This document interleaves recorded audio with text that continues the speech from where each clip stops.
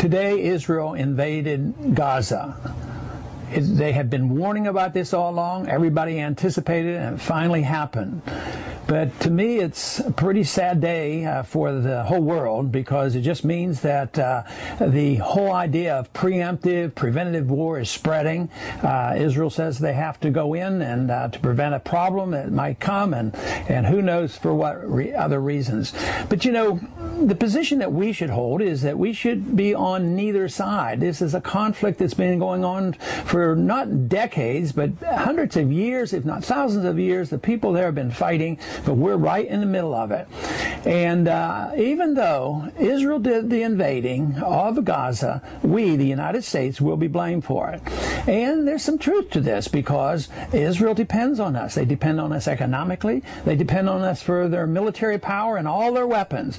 And they really got a green light from our administration. We have not said one word about the plan to go in. The plans has been there for a couple weeks, and everybody knew it was going to happen. So we are participants, which it just means that we have just antagonized the Muslim Arab world even more so than ever before, and unfortunately we'll suffer the consequences from this. But there is no benefit for us to be involved in this fight over there. This thing is an entire mess. The Palestinians are virtually in like a concentration camp. They have a few small missiles, but it's so minor compared to the firepower of Israel, who has nuclear weapons, and they can turn off all the food and all the water and whatever they want to the people in Palestine. And yet we are going to have to accept some of the moral responsibility for this.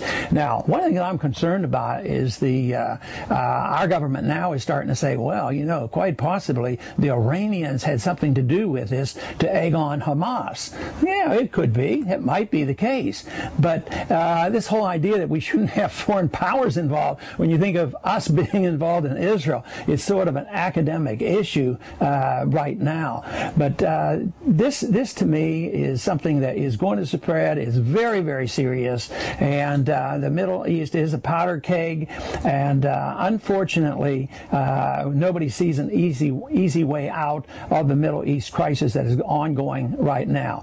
And it contributes to instability around the world. It contributes to the instability of our economic situation in this country today. We're involved in wars in Afghanistan. We're escalating the war there. We're pretending the war is over in Iraq, which it is not.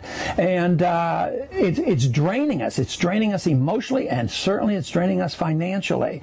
And as this whole area blows up, where are we even going to get the funds to keep this militarism going?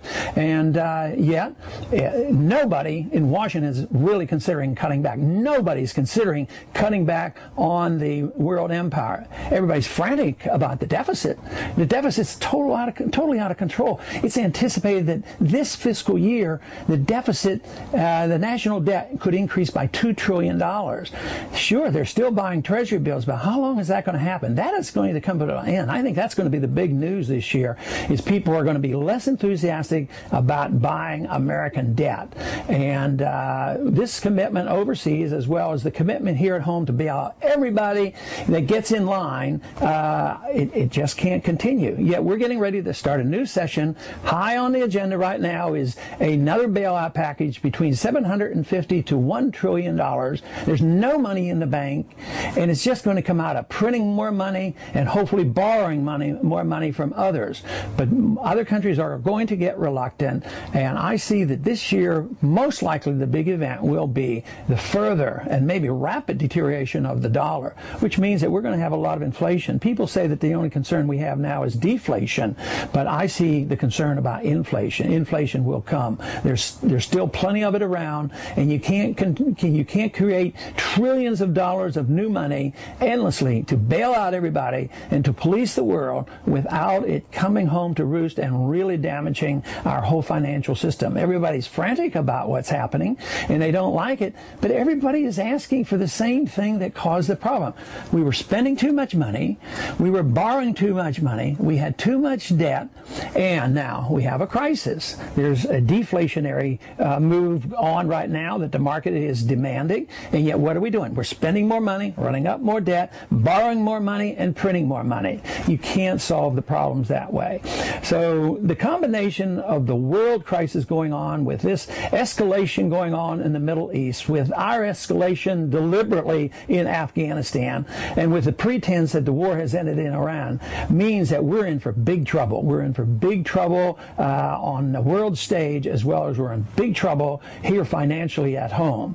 So though everybody is hopeful, and I would like to be hopeful with a new administration, a new Congress, and we wanted to change leadership, quite frankly, there's been no change in the philosophy of the leadership. The two parties, unfortunately, have both endorsed militarism abroad, the empire abroad, the idea of inflation with the monetary system, deficit financing, the welfare state. Both parties have endorsed this. The last administration endorsed it. This administration endorses it.